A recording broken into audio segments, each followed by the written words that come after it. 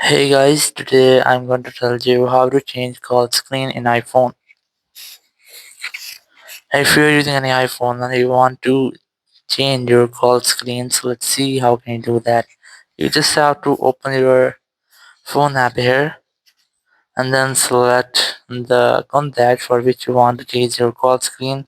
For example, I'm going to select this one. Simply select the contact name here, then tap on the edit option in the top right corner.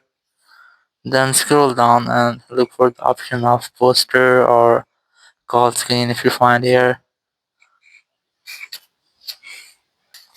So here you will get the option that is contact photo and poster. Just select that and then select the poster option from here.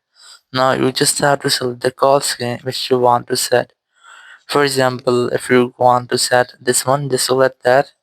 You can customize it if you want, or you can choose any photo from your gallery or your photo app if you want. I'm going to use this one. Just tap on this done option in the top right corner and your call screen will be set.